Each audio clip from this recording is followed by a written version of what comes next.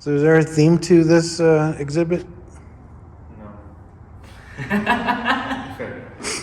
So how long have you two known each other? It's been like 3-4 years now. Where'd 2020. you?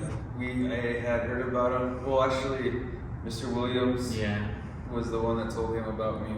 He was my high school homie, and it was his high school teacher.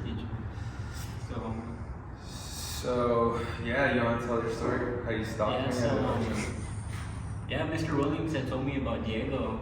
He said he had a friend that lived off of art, and I was like, what? My mom always said like I couldn't really live off art, but after seeing Diego, I mean, You really realized you can't. Yeah.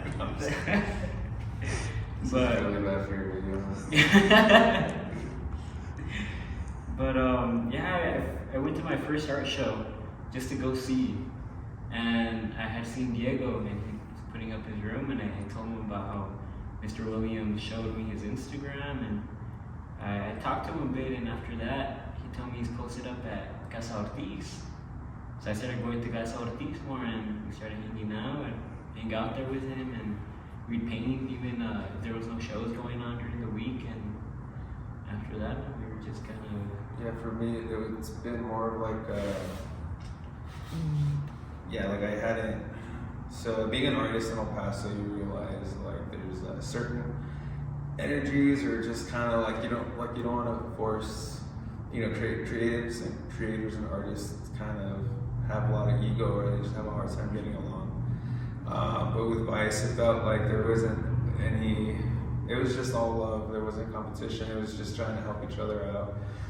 Realizing like the struggle, and then knowing like he has the hustle in him to like just do it, because half of the time it's just really pushing out social media content for your followers, and trying to like get new people to purchase your artwork. So for it was in my life, it was kind of like I had a cool studio space. I've always kind of been in these really nice spaces, but it's also nice to have like someone here to like paint with, because you realize that the time goes by fast, and there isn't a lot of connections that you can hold on to often. So yeah, and as giving as we've been, and we've just kept growing. That's the beauty of it. There's, like you said, there's no competition, but it's just growth, both helping each other get up the ladder. And what's your art name? What are you gonna use? Mine? Viceroy, or are you gonna It's go? always been Viceroy. Wait, Yeah. how'd you pick Viceroy? So I was actually listening to a Suicide Boy song. It's one of my favorite artists, and the song's 122 Days, and I heard Viceroy, and after that, it kind of stuck with me. So I just chose a name, and when I was first starting, I said, all right, this would be, I guess, a practice name just to see how I would run things, and after that, it just stuck, man. I never got rid of it. Yeah. Do you in the thing I write? Do you want to go by Viceroy? Or do you want to go by your real name, and then who goes by the artist's name, Viceroy? I never mind each one. I mean, I usually keep my name hidden. you're gonna make it for him. He doesn't know what name that he is yet. Yeah. You can make up a name for him, just the way it's Yeah, it's just start out names. And How do you spell your real name? my real name? Yeah. Joseph. And your last name?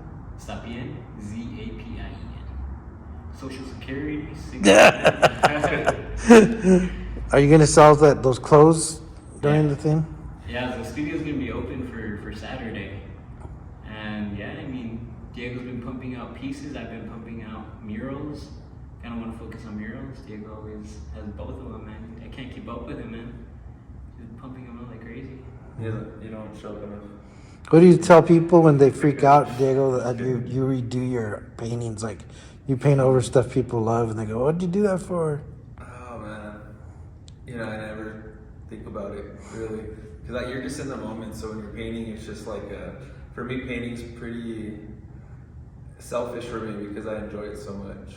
So for me, it's like I don't really do it for anyone else.